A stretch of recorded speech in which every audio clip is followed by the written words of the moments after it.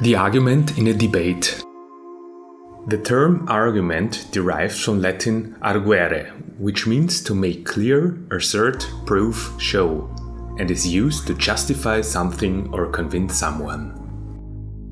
Everybody argues several times a day, even when not aware. Whenever you are trying to convince someone, or you are contemplating whether you are for or against something, you are weighing up arguments to form an opinion.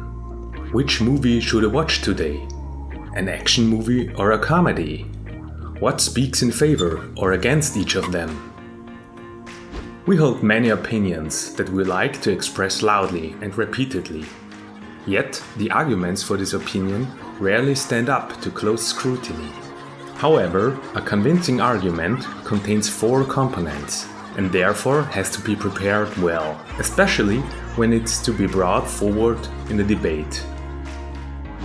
Imagine your arguments as the bricks of a building. The better arguments you bring forward, the safer and more stable your opinion will be. A debate's topic could be, for instance, should there be a daily gym class in school? A good argument is initiated by an assertion. An assertion for the aforementioned example would be, doing more sports will boost your energy. This assertion should be related to the debate's topic, the argument, or simply the decision. Pay attention, because very often people put forward arguments that are completely off topic. For a complete argument, the most important thing is still missing, which is a justification. There can also be more than one. Justifications explain to the listener or reader why an assertion is correct. For example, by exercising regularly, my body supports the brain with more oxygen and thus increases the ability to concentrate on other subjects. Therefore, check the precision of your choice of words and try to make the statement as accurate and long as necessary.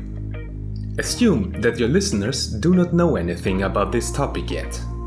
Only when they have received a full explanation do they no longer have to simply believe your conclusion. They can now see for themselves whether your reasoning is conclusive. A good argument is rounded off with examples. These may include newspaper articles, scientists' statements in documentaries, or your own experiences. Although your personal experience might prove a good source for examples, you need to express it in a way that is also applicable to others.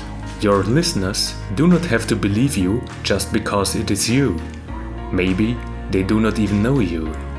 These examples and proofs will support your argumentation, and the wall of your house will become even stronger. For example, you can tell your audience that you can focus much more on your homework after doing sports. At the end of your reasoning, explain again why this argument is important for the topic of the debate. This reference adds even more weight to your argument. For example, my argument of physical activity shows that students would benefit greatly from a daily sports lesson, as this would have a positive effect on their performance in other subjects as well. Therefore, it should definitely be introduced. Now you know all components of a good argument, the SAIL model: statement, argument, illustration, link. But be careful.